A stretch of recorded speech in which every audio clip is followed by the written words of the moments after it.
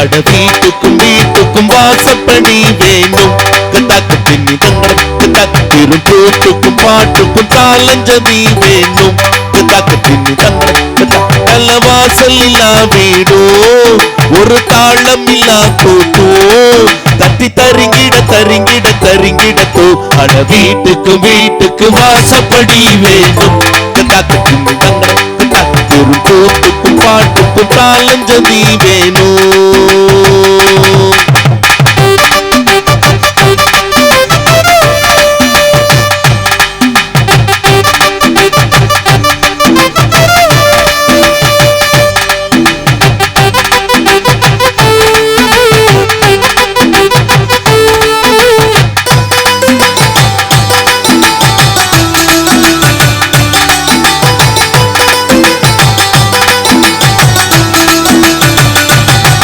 அலையாளிடும் ஆழ்கடல் மட்டும் அந்த முத்தை எடுப்பவன் கஷ்டம் இங்கு யாருக்கும் தெரியாது. மனசுல ஓடிடும் ஓரம் அது பாட்டினில் ஓடிடும் தூரம் இது பலருக்கும் புரியாது. ஒன்னில்லாம ரெண்டும் இல்ல, ஆணில்லாம பெண்ணும் இல்ல, பெண்ணில்லாம யாரும் இல்ல. உண்மை சொன்னா என்ன செய்ய, வாசல் இல்லா கூடோ ஒரு தாளம் இல்லா கூட்டோ தடி தருகிட தருகிட தருகிடத்தோ. அட வீட்டுக்கும் வீட்டுக்கும் வாசப்படி வேணும், ஒரு கூட்டுக்கும் பாட்டுக்கும் தாளஞ்சதி வேணும். உதிரத்தின் உறவோடு என்னை உறவாட விட்ட தாயே, முதிராத மொழியாலே முத்தமிழை நான் பேச முன்னின்று காப்பாய் நீயே. நற்றாயே தமிழ் தாயே என் நாவில் வந்து நடம் புரிவாய் நீயே.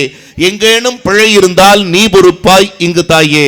தமிழுக்கும் தமிழர்களுக்கும் என் சிறந்தாழ்ந்த வணக்கங்களை உங்கள் பாதங்களில் சமர்ப்பித்து எல்லாரும் ஒரு நல்ல கைதட்டல் கொடுங்க. எல்லா பேச்சாளர்களும் எல்லா மேடை கலைஞர்களும் மேடை ஏறி மைக்க பிடிச்ச உடனே இல்லடா எல்லாரும் கைதட்டு கைதட்டுன்னு கேட்கிறாங்களேன்னு யாரும் தவறா நினைக்க வேண்டாம்.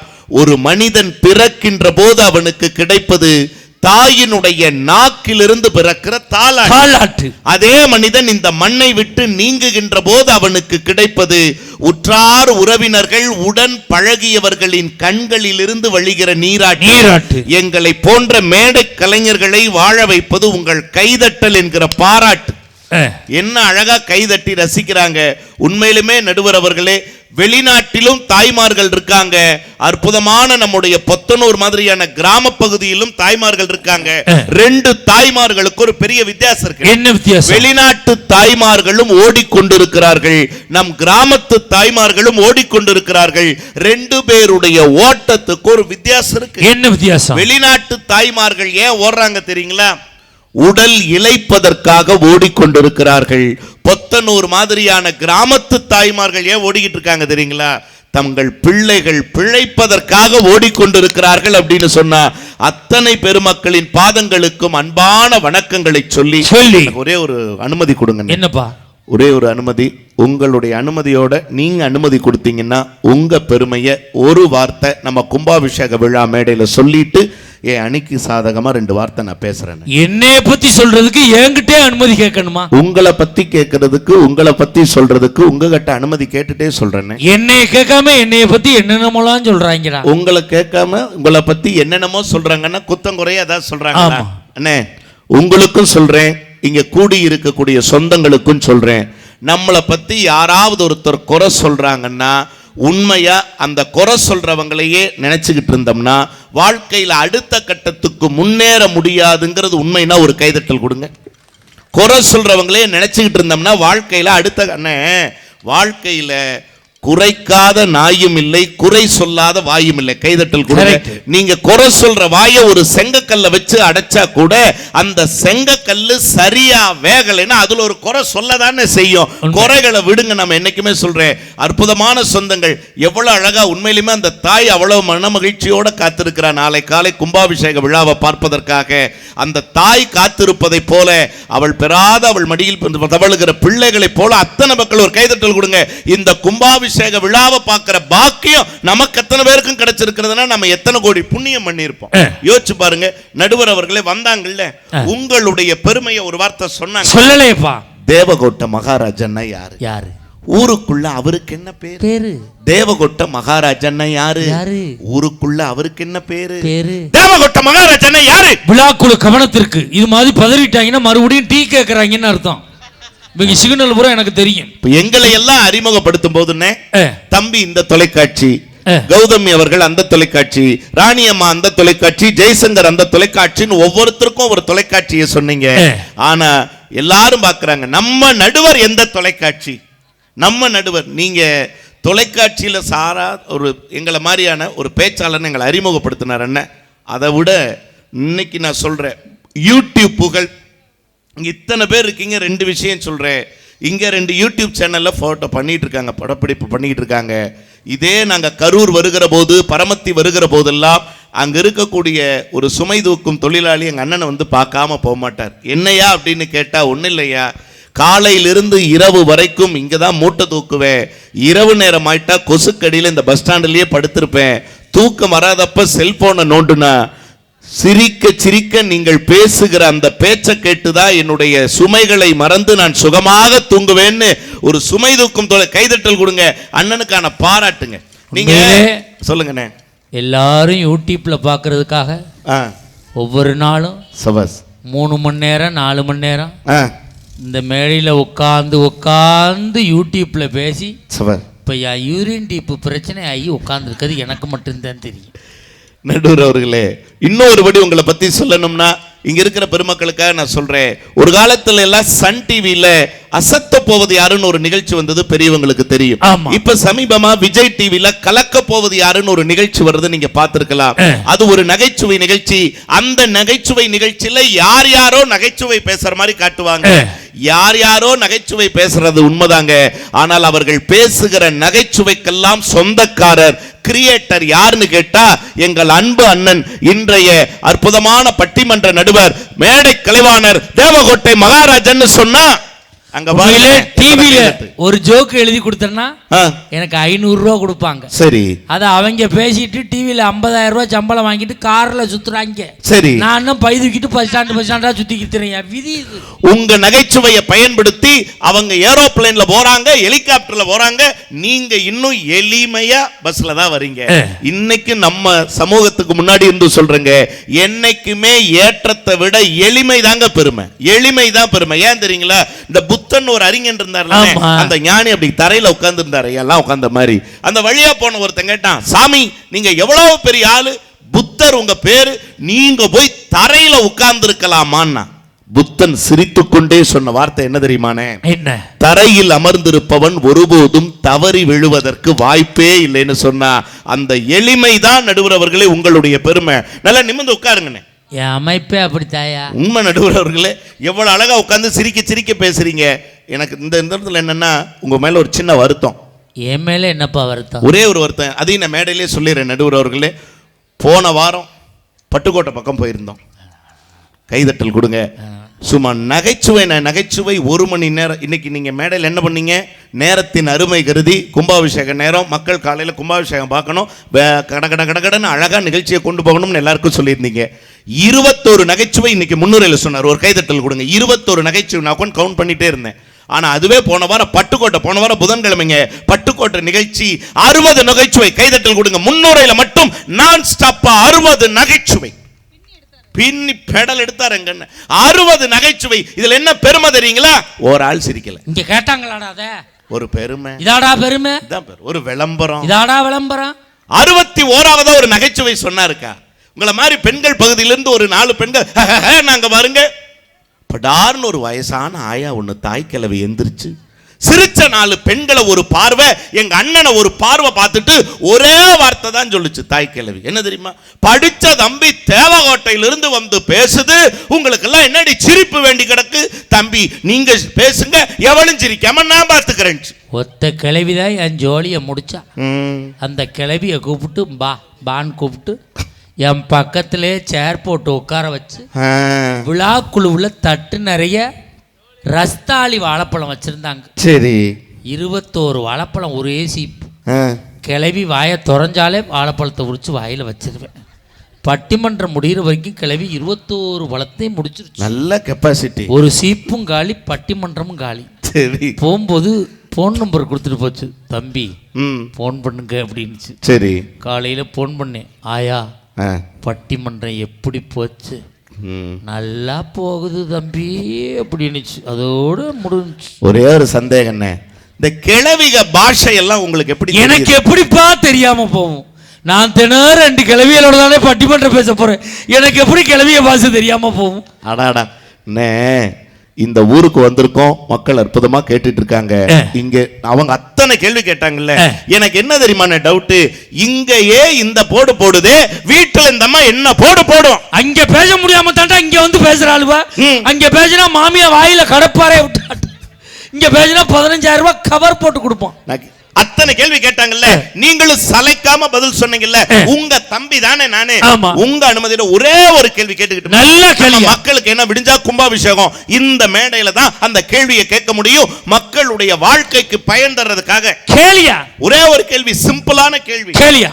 சொர்க்கத்துக்கு போகணும்னா என்ன செய்யணும்? சொர்க்கத்துக்கு போகணும்னா புண்ணியம் பண்ணணும், தர்மம் பண்ணணும், கட்டில மனைவியை கண்கலங்காம பார்த்துக்கணும். இதானா? அவர் என்னமோ சொல்ல வர்றாருன்னு. என்ன சொர்க்கத்துக்கு போகணும்னா என்னடா பண்ணணும்? ஓல்டு மங்க ஆப்ப போடணும். என்னன்னு இவர் வேற என்னென்னமோ சொல்றாரு அண்ணே. அவங்க சொல்றது வேண்டாம், இவரு சொல்றது வேண்டாம். ஒரு நடுவரா நீங்க சொல்லுங்கண்ணே. என்ன கேட்டீங்க? சொர்க்கத்துக்கு போகணும்னா என்ன செய்ய? ஒரு கைதட்டல் கொடுங்க. நடுவருடைய பதிலுக்காக எல்லாரும் காத்திருக்கோம். சொர்க்கத்துக்கு போகணும்னா என்ன செய்யணும்? சொர்க்கத்துக்கு போகணும்னா செத்தா சொர்க்கத்துக்கு போலாம்யா. என்னன்னா இப்படி சொல்லிட்டு வேற எப்படியா போறது? கும்பாபிஷேக விழா இப்படியா சொல்லணும்? நடுவர் அவர்களே, சொர்க்கத்துக்கு போகணும்னா சாகணும்ங்கிற அவசியம் இல்லைங்க. பொத்தனூர் மாதிரியான அற்புதமான இந்த மண்ணில் உறவுகளோட உட்கார்ந்து இப்படி சிரிச்சு மகிழ்றதே சொர்க்கம். கைதட்டல் கொடுங்க. சொந்த மண்ணில் சொந்தங்களோடு உட்கார்ந்து சிரிக்கிறதே சொர்க்கங்க. உண்மையிலுமே இப்ப எங்களுக்காக கைதட்டினீங்கல்ல, இப்ப யாருக்காக கைதட்டுறீங்க தெரியுங்களா? இந்த மேடையை அமைச்சு எங்களை எல்லாம் வரவேற்று இப்படி எல்லோருடைய மகிழ்ச்சிக்கும் காரணமான விழா குழுவுக்கு ஒரு நல்ல கைதட்டல் கொடுங்க. உண்மையிலுமே அதுதானே பெருமை. நான் கேட்கிறேன், எது சொர்க்கம்னு இசைஞானி இளையராஜா அழகா ஒரு பாட்டுல கொடுத்தாருன்னு.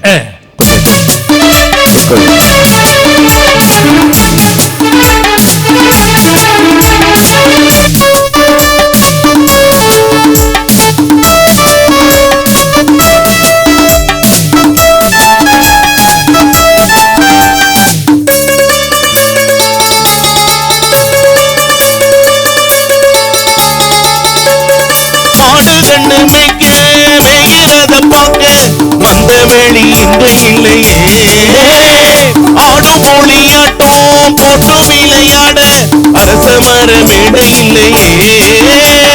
கால 2 பூட்டி கட்ட வண்டி ஓட்டி காணப்பாட வழி இல்லையே. ஓடி வந்து கொதிச்சு முங்கி முங்கி கொடிச்சு ஆட ஒரு ஓடை இல்லையே. ஊரு என்ன ஊரு, நம்ம ஊரு ரொம்ப மேலே, அட ஓடுது பல காரு விநாடம் பரம்பாரு, நம்மோட போலே ஊரும் மேலு. சொர்க்கமே என்றாலோ அது பொத்தனூர போல வருமா? அட என் நாடு என்றாலோ அது நம் நாட்டு கீடாகுமா? பல தேசம் முழுதும் பேசும் மொழிகள் தமிழ் போல் இனித்திடுமா? சொர்க்கமே என்றாலோ அது நம்மூர போல வருமா? அட என் நாடு என்றாலோ அது தமிழ்நாட்டு கீடாகுமா? நல்ல ஒரு கைதட்டல் கொடுங்க. பாட்டு நல்லா இருந்தா, ஒரு நல்ல இசைக்கலைஞர். அண்ணே, கல்யாணத்துக்கு முன்னாடி ஒருத்தன் மகிழ்ச்சியா இருக்கானா, கல்யாணத்துக்கு அப்புறம் அவனுக்கு வாழ்க்கையில மகிழ்ச்சி வருதா? தானே நல்லா கேட்டாங்க நடுவர்களே. கல்யாணத்துக்கு முன்னாடிங்கிற மகிழ்ச்சி எப்படி தெரியுமா? எப்படி? நீங்க காதலிச்சிருக்கீங்களா தம்பி? ஏன் வெக்கப்படுறீங்க? ஆனா ஒரு கைதட்டல் கொடுங்க. பெண்கள் வெக்கப்பட்டாதான் அழகுன்னு யாரு சொன்னதுன்னு தெரியல. ஒரு ஆண் வெக்கப்படும் போது அங்க பேரழகு. கைதட்டல் கொடுங்க. அங்கே பாருங்கள் தம்பி. 14 வருஷம் போறாம ஒரு பிள்ளையை காதலிச்சிருந்த. அப்படியானே? காதலிக்கும் போது தினம் தபால் எழுதி, இப்பதானே வாட்ஸ்அப் ட்விட்டர்லாம், அப்பெல்லாம் லெட்டர் எழுதி எழுதி அன்பே ஆறுயிரே என் கல்கண்டே கல்முட்டாயே நிறைய கல்கண்டே கல்முட்டாயே பலரகமா எழுதி ஒருத்தன்ட்ட கொடுத்து விட்டேன். 14 வருஷமா காதலிச்சு அப்புறம்தான் தம்பி கல்யாணம் ஆச்சு. ஒரு தடவை சூப்பர்ண்ணே. காதலிச்ச பொண்ணோட கல்யாணம் பண்ண அண்ணனுக்கு ஒரு கைதட்டல் கொடுங்க. உண்மையிலுமே எனக்கு அதுக்கும் கல்யாணம் ஆகலை. அப்புறம் அந்த லெட்ரு கொண்டு போனவனுக்கும் அவளுக்கும் கல்யாணம் ஆயிடுச்சு. நான் இப்போ எழுதி கொடுக்க அழிச்சிட்டு அவன் பேரே எழுதி கொண்டே கொடுத்துருக்கான். ஏன்னா கரெக்ஷன் பண்ணி லெட்டரை கொண்டு வந்து கொடுக்கும்போது இது கரெக்ஷன் ஆயிருக்குன்னு அந்த புள்ள கேட்கலையாண்ணே. பேரை மட்டும் அழிச்சிட்டு ஆட்டின் போட்டு அவன் பேரை எழுதியிருக்கான்டா. அவன் போஸ்ட்மேன் நான் கொடுத்து விட்டாள். சரி, இப்போ அவளுக்கும் போஸ்ட் ஆஃபீஸில் வேலை வாங்கி கொடுத்துருக்கான். இவன் லெட்டரை வைப்பான், அவன் ஷாம்பு குத்துவான். இப்படி அவன் வாழ்க்கை போச்சு. அவங்க குடும்பம் அப்படி இருக்கு. நீங்க நிறைய இளைஞர்கள் இருக்காங்கண்ணே, கல்யாணம் ஆனவங்களும் இருப்பாங்க, கல்யாணம் ஆகாதவங்களும் இருப்பாங்க. இந்த கல்யாண மண்டபத்தை கடந்து போகும்போது கல்யாணம் ஆனவங்களும் ஒரு மாதிரி பாக்குறாங்க, கல்யாணம் ஆகாதவங்களும் ஒரு மாதிரி பாக்குறாங்க. கல்யாணம் ஆகாதவன் கல்யாண மண்டபத்தை எப்படி பாக்குறான்? ஒரு நாள் நமக்கும் இங்கதான் செஞ்சு வைப்பாங்க. கரெக்ட். ஒரு நாள் நமக்கும் இங்கதான் செஞ்சு வைப்பாங்க. அதே கல்யாணம் ஆகி 10 வருஷம் 5 வருஷம் ஆனவன் தனக்கு கல்யாணமான மண்டபத்தை நின்னு பார்த்துட்டு ஒரு பெருமூச்சோட சொல்லுவேன், என்ன தெரியுமா, நமக்கு இங்கதானடா வச்சு செஞ்சாங்க, நம்மளும் இங்கதானடா வச்சு செஞ்சாங்கன்னு அவனும் அப்படிதான் நடுவர் அவர்களை பார்ப்பான். இருக்கா இல்லையா? நான் கேட்க கல்யாணத்துக்கு அப்புறம் மகிழ்ச்சி மகிழ்ச்சி. யாருக்கு மகிழ்ச்சி? அவங்களுக்கு மகிழ்ச்சி. அதுல ஒரு வார்த்தை, எங்க அப்பா வீட்டுல இருந்ததை விடவா எங்க புருஷன் வீட்டுல வசதி வாய்ப்பு. மனசாட்சியோட சொல்லுமா? உலகத்திலேயே சொல்ற நடுவுகளே, எந்த குடும்பத்துல பிரச்சனை வராது தெரியுங்களா? எந்த குடும்பத்துல பிரச்சனை வராது தெரியுங்களா? எந்த பொண்ணு கல்யாணம் ஆகி எத்தனை வருஷம் ஆனாலும் தன்னுடைய பிறந்த வீட்டு பெருமையை புகுந்த வீட்டுல பேசாம இருக்காலோ அந்த வீட்டுல பிரச்சனை வர. கைதட்டல் கொடுங்க. நான் கேட்கிறேன், எங்க அப்பன் வீடு மாதிரி வேண்டுவா, எங்க அப்பன் வீட்டுல எல்லாம் பாலாரும் தேனாரும் ஓடும், நாங்க குப்புறப்படுத்திட்டு நீச்சல் அடிப்போம்.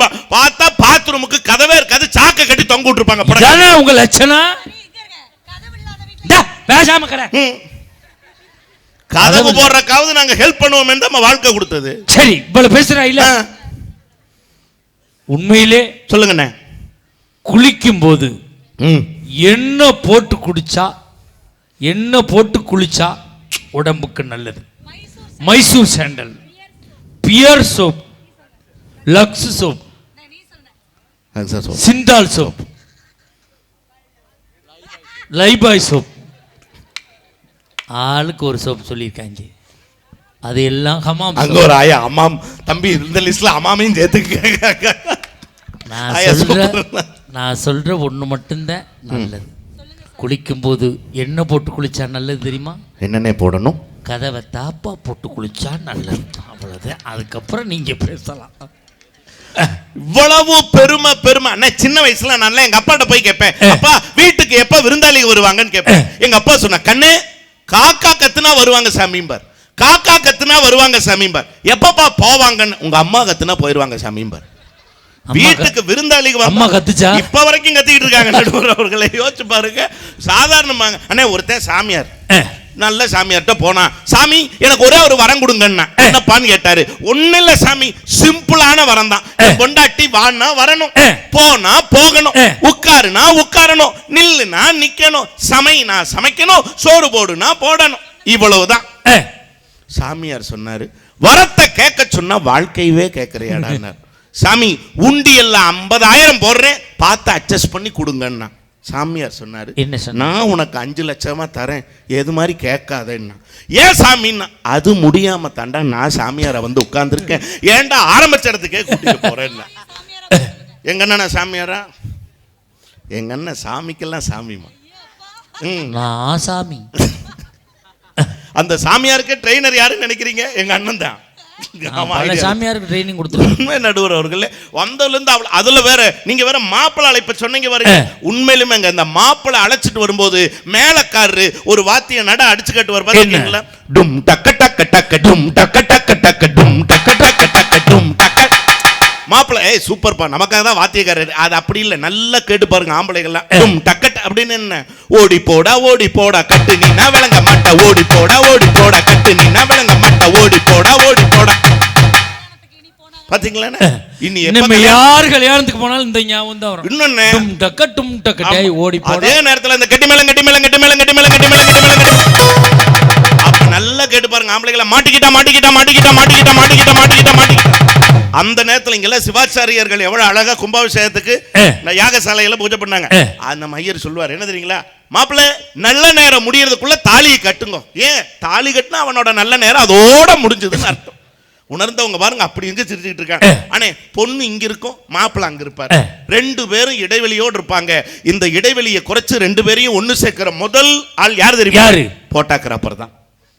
மாப்பிள்ள இங்க இருப்பார், பொண்ணு மாப்பிள்ள சார் கொஞ்சம் க்ளோஸ், மாப்பிள்ள சார் இன்னும் கொஞ்சம் க்ளோஸ், மாப்பிள்ள சார் ஜஸ்ட் க்ளோஸ். இவரு கேட்பாரு ஏன் நீ அதோட க்ளோஸ்.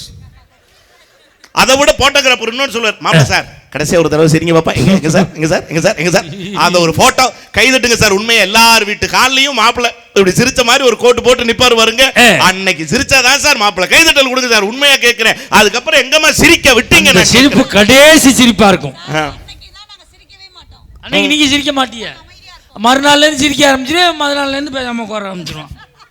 வந்து அவ்வளவு தூரம். அண்ணே இதுல வேற பிள்ளைகளை பெற்று பிள்ளைகளுக்கு நல்ல வார்த்தைகளை சொல்லி பிள்ளைகளுக்கெல்லாம் வளர்க்கிறது எங்களுது. நான் கேட்கிறேன், தாலாட்ட தெரியுதானே? தாலாட்ட தெரியுமா அண்ணே? உங்க வீட்டுல அண்ணி தாலாட்டுவாங்களா அண்ணே? உண்மையிலே எல்லாருக்கும் தாலாட்டு தெரியாதுன்னு சொல்லாத.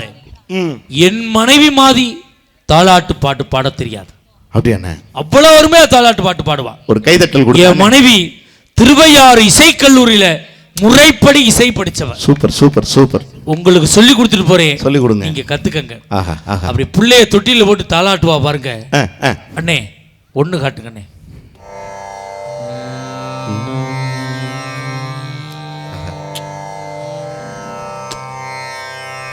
தம்பி ஒரு அரை நோட்டு காட்டுங்க. என்னண்ணே வாய் சைடு வாங்குது? கீபோர்டில் காட்டுறான்னா வாயில காட்டுறீங்க. அந்த பிள்ளைய தொட்டில போட்டு தாளாட்டுவா பாருங்க, கவனமா கேளுங்க. தொகையராவானே பாட்டே அவ்வளவுதான்டா. கதவை திறந்து பார்க்குறேன், 32 நாய் படுத்து கிடக்கு. ஏன்ட்டு இத்தனை நாய் கிடக்குங்கிறேன். வந்த நாயெல்லாம் சும்மா தான் இருக்கு, சொந்த நாய் தான் குலைக்குதுங்கிற ஐயா. நடுவர் அவர்களே, இந்த மாமியா மருமக சண்டை இல்லாத வீடு எந்த வீட்லயாவது இருக்கு? நான் எதுக்குங்க யாரோ ஒருத்தருடைய வீட்டுல சண்டை சண்டை சண்டைன்னு அவங்க சொல்றாங்க, நாங்க சொல்றேன், இன்னும் இவரு சொல்றாரு, அந்த அம்மா சொல்லுவாங்க. எதுக்குங்க யாரோ ஒருத்தருடைய வீட்டுல சண்டை? இப்ப உங்க வீட்டை எடுத்து நம்ம நடுவர் வீட்டுல சண்டை வந்திருக்கா வந்தது இல்லையா, இல்ல சண்டை தான் வராம போயிடுமா, இல்ல சண்டை வராம தான் நாங்க விட்டுருமா? கைதட்டுங்க மக்களே, நம்ம ஊருக்கு வந்த நடுவர். என் குடும்பத்துல சண்டை இருக்கு, இவ்வளவு பேருக்கு இருக்கு. ஒரு பாட்டுலயே சண்டை, ஒரு பாட்டுல சண்டை. மாமியா எசப்பாட்டு, மருமக எசப்பாட்டு, இந்த பாட்டுல பெரும்பாட்டு பாடிட்டு இருக்காங்க. குழந்தைய தொட்டுல போட்டு மாமியா பாடுறா. எப்படி தெரியுங்களா? கொஞ்சம் எக்கோ கொடுங்கண்ணே. பூமியோ நல்ல பூமி, புண்ணியரோ நல்லவரு, புண்ணியருக்கு வாச்சே பெருங்கோரங்கே தொந்தரவு, பெருங்கோரங்கே தொந்தரவு. ஆயா பெருங்கோரங்க யாரு? மருமக. மருமக இப்ப மருமக தள்ளுங்க அத்தன்னு சொல்லி அவ வாங்கி தொட்டில் ஆட்டிட்டு பாடினா, மண்ணோ நல்ல மண்ணு, மன்னவரோ நல்லவரு, மன்னவர பெத்தெடுத்த மலக்குரங்கே தொந்தரவு, மலக்குரங்கே தொந்தரவு. யாரு? மாமியா. மாமியா. அவ பெருங்குரங்கு, இவன் மலக்குரங்கு. பார்த்தான் வீட்டுக்காரன், ரெண்டு பேரும் தாளாட்ட வேண்டாம் தள்ளுங்க அப்படின்னு சொல்லிட்டு இவன் குழந்தைய யாரும் அடிக்கவில்லை, ஐவிரலோ தீண்டவில்லை, தானே அழுகிறாண்டி, ஒரு தம்பிதோன வேணுமுன்னு, தம்பிதோன வேணுமுன்னு, தம்பிதோன வேணுமுன்னு. இப்படி பிட்ட போட்டு தானே நம்மள 140 கோடியில கொண்டை விட்டுட்டாங்களே. பாத்தியலா கொரோனாவில் மட்டும் 70 லட்சம் புள்ள பிறந்திருக்குங்கிறாங்க. கவர்மெண்ட்ல சமூக இடைவெளியோட இருக்கடானா சமூக இடைவெளி எல்லாம் இருந்துட்டாங்க. ஒர்க் ஃப்ரம் ஹோம்னு சொன்னதை நாங்க தப்பா புரிஞ்சுக்கிட்டோம். இந்த 70 லட்சத்துல இது ஒண்ணு போல இருக்கு. மீட்டோ நடுவர் அவர்களை, இதுவாங்க வாழ்க்கை. ஒரு தாலாட்டுங்கிறத இசைஞானின்னு சொல்லும்போது அவ்வளவு அழகா கேட்டாங்க. ஒரு ஆண் பாடுகிற தாலாட்டு எவ்வளவு அழகா இருக்குன்னு தெரியுமா? அவ்வளவு அழகா பாடினா இந்த நாயகன் படத்துல ஒரே ஒரு பாட்டு கொடுப்பாரு இசைஞானி. ஆனா கொடுங்க கொஞ்சம். ஆ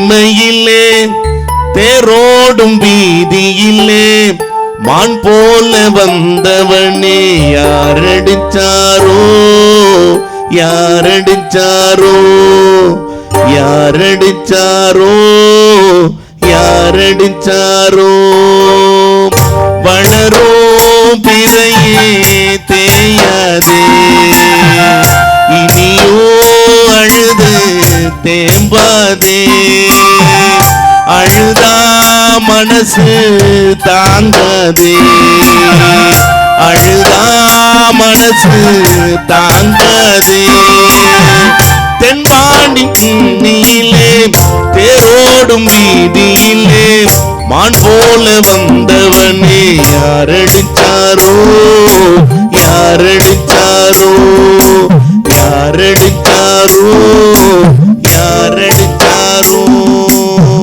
கேக்குறாங்களா? இந்த பாட்டு நல்லா இருக்குங்களா? நான் கேட்கிறேன். நடுவர் அவர்களே, இவ்வளவு விஷயங்கள் பண்றாங்க. நான் 2 செய்தி சொல்றேன். என் தம்பி கூட அழகா வந்து சொன்னாரு, கல்யாணத்துக்கு முன்னாடி உறவுகளோடு பேசி சிரித்த வாழ்க்கைய இருக்கான்னு கேட்டீங்க. அண்ணே, நீங்க எத்தனை நாடுகள் போயிருக்கீங்க? உண்மையிலே நான் 5 வெளிநாடுகள் போயிருக்கேன். அக்கா ஒரு கைதட்டல் கொடுங்க. நம்ம ஊருக்கு வந்திருக்கிற நடுவர் மேடை கலைவாணர் தேவகோட்டை மகாராஜன் அவர்கள் 5 வெளிநாடுகளுக்கு போயிருக்கேன். என் டீம்ல பேசுற அந்த அம்மாவும் அந்த பையனும் 7 வெளிநாடுகள் போயிருக்காங்க.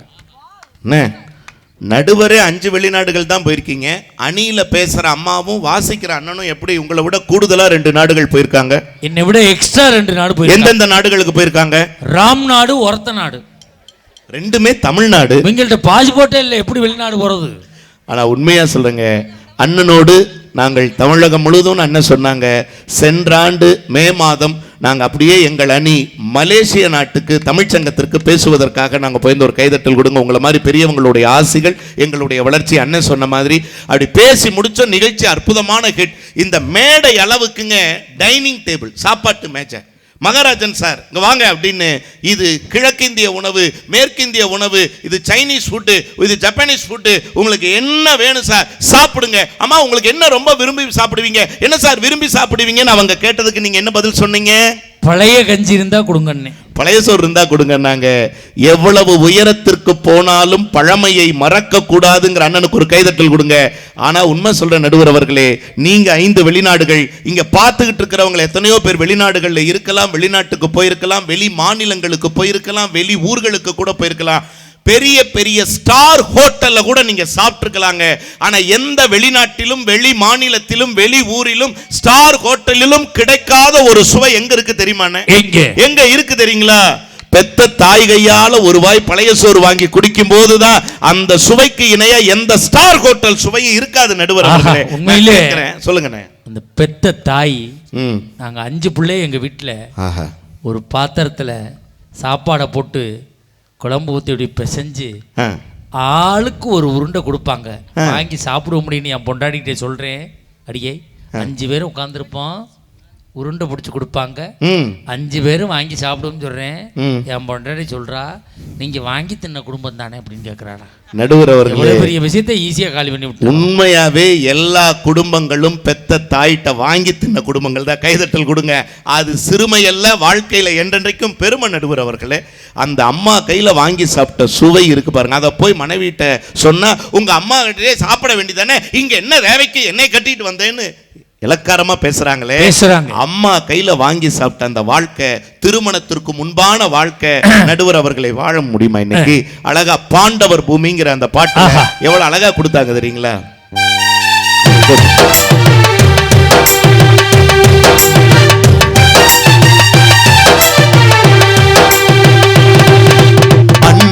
ஊட்டிய பிடி சோற்றி ஆயுள் வழுக்க பசி மறந்தோம். ஒற்றை கண்ணில் அடிபட்டால் 10 கண்ணிலும் வலி கண்டோம். பள்ளி கூடம் தந்ததில்லை பாசம் என்னும் நூலொன்றை, வேதங்கள் 4ம் சொன்னதில்லை எங்கள் கதை போல் வேறொன்றை. கண்களும் அழுதிட பழகவில்லை, கவலைகள் இதுவரை முளைத்ததில்லை. கருப்பா சிவப்பா அறிந்ததில்லை, காரணம் எதுவென தெரிந்ததில்லை. சேகரித்து வைப்பதற்கு தேவை என்று எதுவும் இல்லை. இறைவனுக்கும் இவர்களுக்கும் இடைவெளிகள் இருந்ததில்லை. நிலவுகள் கூடி பத்தனூரில் வாழ்ந்தது அது ஒரு பொற்காலம். அவரவர் வாழ்க்கையில் ஆயிரம் ஆயிரம் மாற்றங்கள். நெஞ்சில் நினைந்திட நினைந்திட திரும்பிடும் திரும்பிடும் ஏக்கங்கள். அது ஒரு அழகிய நிலா காலம். கனவினில் அடிக்கடி உலா போகும். அது ஒரு அழகிய நிலா காலம். கனவினில் அடிக்கடி உலா போகும். நிலவுகள் கூடி பூமியில் வாழ்ந்தது அது ஒரு பொற்காலம். அவரவர் வாழ்க்கையில் ஆயிரம் ஆயிரம் மாற்றங்கள். நினைந்திட நினைந்திட திரும்பிடும் திரும்பிடும் ஏக்கங்கள். நடுவர் அவர்களே, கவியரசு கண்ணதாசனை சொன்னாங்க. அதோட சொல்லி நான் நிறைவு பண்ணிடுறேன். கவியரசர் கண்ணதாசனுக்கு முன்னவராக இருந்தவர் யாரு தெரியுங்களா? நம்முடைய 64வது நாயன்மாராக நம் மணமொழி மெய்களால் வழிபடக்கூடிய பெருமை வாய்ந்த நம்முடைய திருமுருக கிருபானந்த வாரியார் சுவாமிகள் அவர்கள். அவர்தாங்க. சொல்லுங்க சொல்லுங்க. கிருபானந்த வாரியார்னு ஒன்னே சொல்லுங்க. எனக்கு நினைவுக்கு வருவது, கிருபானந்த வாரியார்கிட்ட போய் கேட்டிருக்காங்க, சுவாமி ஒருத்தன் சைவமா அசைவமானு எப்படி கண்டுபிடிக்கிறது அப்படின்னு. சரி. ஒன்றும் இல்லை தம்பி, ரோட்டில் ஒரு ஆட்டுக்குட்டி அடிபட்டு விழுந்துச்சுன்னா அதை பார்த்து கண்ணில் தண்ணி வந்தா அவன் சைவம், நாக்கில் தண்ணி வந்தா அவன் தாண்டா அசைவம். போயிட்டு வா அப்படின்னு கிருபானந்த வாரியார். வாரியார் சுவாமி கல்யாண வாழ்க்கை குறித்து கூட சொன்னார்னே. ஆறி போன காஃபியும் அன்பு இல்லாத மனைவியும் ஒண்ணுன்னார். புரியுதுங்களா? ஆறி போன காஃபி நாக்குக்கு மட்டும்தான் கசப்புணர்வை தரும். அன்பில்லாத மனைவியோடு வாழுகிற வாழ்க்கை வாழ்க்கையவே கசப்பாக்கி விடும் அப்படின்னு அவர் சொன்னார்னா, நடுவர் அவர்களே, அதைத்தான் கண்ணதாசனும் சொன்னான். பெண்டாட்டி சுல்லெரும்பு, பிள்ளைகள் சுல்லானி, சுல்லானிக்கும் சுல்லெரும்புக்கும் மத்தியிலே சுகம் பெறுவது எக்காலம்னு கேட்ட கண்ணதாசன் ஒரு பாட்டை கொடுத்தார். நடுவர் அவர்களே, எனது கைகள் மீட்டும் போது வீணை அழுகின்றது, எனது கரங்கள் தழுவும் போது மலரும் சுடுகின்றது. என்ன நினைத்து என்னை படைத்தான் இறைவன் என்பவனே, தன்னை படைத்த பெண்ணை படைத்த இறைவன் கொடியவனே, இறைவன் கொடியவனே. எங்கே நிம்மதி எங்கே நிம்மதி, அங்கே எனக்கு இடம் வேண்டும், அங்கே எனக்கு இடம் வேண்டும். நடுவர் அவர்களே, கூடி வாழுகிற உறவு தான் கூட்டுறவு. ஆனால் திருமணத்திற்கு பிறகு பல வீடுகளில் தனி குடும்பங்களாக ஆக்குகிற வேலையை மனைவிகள் செய்து கொண்டிருக்கின்ற காரணத்தால் திருமணத்திற்கு முன்பான வாழ்க்கை தான் ஒரு மனிதனுக்கு மகிழ்ச்சியான மன நிறைவான சந்தோஷமான காலம் என்று அற்புதமான பெருமக்கள் கூடியிருக்கிற இந்த சபையில் உங்களுடைய அற்புதமான தீர்ப்பை நீங்கள் தருவீர்கள் என்கிற நம்பிக்கையோடு வாய்ப்பளித்த வாய்மொழி கட்ட அத்தனை பேரின் திருவடிகளுக்கும் அன்பு வணக்கங்களை காணிக்கையாக்கி விருப்பமில்லாமல் விடைபெறுகிறேன். நன்றி, வணக்கம். அருமையான பேச்சு. நல்ல ஒரு கைதட்டல் கொடுங்க பாப்போம். உண்மையிலே நாளைக்கு கும்பாபிஷேகம். நான் சீக்கிரமே முடிச்சிடுறேன் பட்டிமன்றத்தை. ஏன்னா காலையில் கும்பாபிஷேகத்துக்கு எல்லோரும் வரணும். கரெக்டாக அந்த அம்மா ஒரு 1/4 மணி நேரம், நான் ஒரு 5 நிமிஷம் தீர்ப்பு, நான் 20 நிமிஷத்தில் முடிச்சிடுவேன். எல்லோரும் ஒன்றா போவோம். இந்த கடைசியை பாடின பாட்டு போன வாரம் பாடினார் தம்பி. எங்கே நிம்மதி அங்கே எனக்கு ஒரு இடம் வேண்டும்னார். ஒரு 2 பேர் வந்துட்டாங்க. சதுரடி 3000 ரூபா. என்ன சொல்கிற ரேட் அப்படின்னா, என்னடா பாட்டு பாடினதுக்கெல்லாம் சதுரடி 3000 நாங்கள் எங்கேடா போய் சேர்றது? ரியல் எஸ்டேட்டுக்காரன் அதுலேருந்து நான் அந்த பாட்டு பாடுறது இல்லை. அங்கே ஒரு இடம் வேணும்னா என்ன ரேட்டு சொல்கிறேன், வா ஒடியா டப்புன்னு அட்வான்ஸை போடுங்கிறான். அப்படிலாம் குழப்பத்தில் வாழ்ந்துக்கிட்டு இருக்கோம். நல்லா ரசிக்கிறீங்க. உண்மையிலே மற்ற ஊருக்கும் நம்ம ஊருக்கும் வித்தியாசம் இருக்குது. நேற்றுலாம் ஒரு ஊரில் பட்டிமன்றம் தான் ஆரம்பித்தேன். ஒருத்தர் ஒடியாந்து முன்னாடி உளுந்தான். 100 ரூபா அன்பளிப்பு, பேர் சொல்லாத திட்டுவானு வச்சுக்கிட்டான். திருப்பி 1/2 மணி நேரம் என்னை ஒருத்தர் சுரண்டுறான். யாருன்னு பார்க்குறேன், அதே ஆள் சுற்றி வந்துட்டான். மறுபடியும் 150 ரூபா கொடுத்தான். ஒரே ஆள் 250 ரூபா கொடுத்தான். எல்லாம் பட்டிமன்றம் முடித்து வீட்டுக்கு போயிட்டாங்க. அவன் மட்டும் போகலையாடான்னு கேட்டேன். போதையில் எல்லாத்தையும் கொடுத்துப்பிட்டேன். பொண்டாட்டி திட்டுவா, திருப்பி தந்துருங்கிறாயா. நான் என்னடா பண்ணுறதுன்னு கேட்குறேன். 3 மணி நேரம் வச்சுருந்த அதில் 10 ரூபா சேர்த்து கொடுன்னு கேட்குறாயா. அவள் யாரான்னு பார்த்தா வட்டிக்கு விட்டு போண்டியா போனவனா இருக்கேன். என்கிட்ட வசூல் பண்ண திடுறான். நான் விட்டதை வசூல் பண்ண முடியாமல் தான் ஊராக பைதிக்கிட்டு நான் சுற்றிக்கிட்டு திடுறேன். இப்படி ஒரு சூழ்நிலையில் இருக்குது. இப்பொழுது பட்டிமன்றத்தினுடைய நிறைவு பேச்சாளர், மேடை நிறைவான பேச்சாளர், மன நிறைவான பேச்சாளர் சென்னை ராவணிக்குமார் அவர்கள்.